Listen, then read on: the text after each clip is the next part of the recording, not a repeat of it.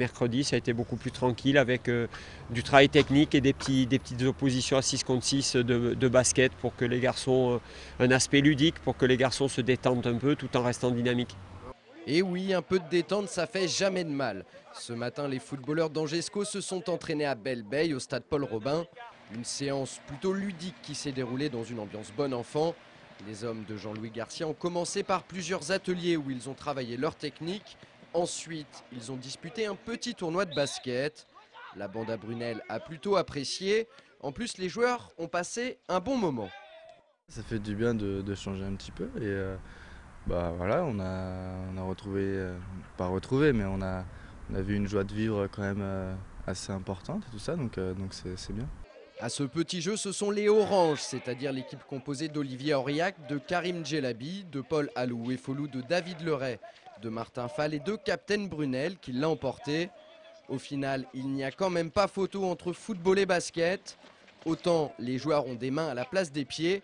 Par contre, dans le cas inverse, c'est bien plus compliqué. C'est sûr que certains à l'école n'ont pas dû faire beaucoup de sport parce qu'avec les mains c'était pas terrible. Mais bon, l'essentiel c'était de s'amuser, de rigoler un peu. On n'avait pas beaucoup de taille, mais je pense qu'on avait un collectif et une efficacité avec du Grand Polo, du David Leray, du Karim. Je ne vais pas tous les citer, mais on a gagné le tournoi. En direct d'Angers ce soir depuis le My Café Restaurant. Bonsoir tous les deux. Salut Cédric, salut à tous. Salut Catel. Salut Simon. Le SCO à la radio, c'était lundi soir dernier en direct du My Café Restaurant à Angers. Une petite dizaine de joueurs accompagnés de Jean-Louis Garcia et d'Olivier Piqueux, le manager général du club, ont participé à l'émission Cop West, animée par Catel et Simon.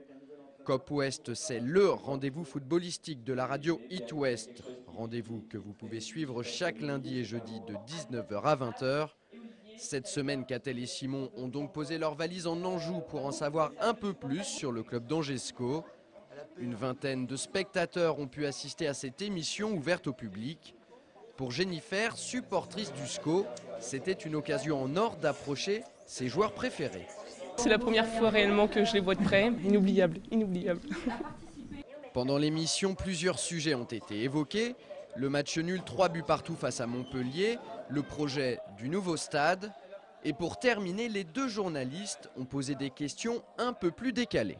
Celui qui passe des heures devant la glace, qui se met du gel. victime. C'est pas Charles en tout cas. C'est pas Charles le gars. Voilà, donc ça c'est envoyé. Ça c'est bon. À l'arrivée, les joueurs présents ont bien joué le jeu et avouent avoir passé un agréable moment. Très bien, ça fait toujours plaisir de faire ce genre d'émission.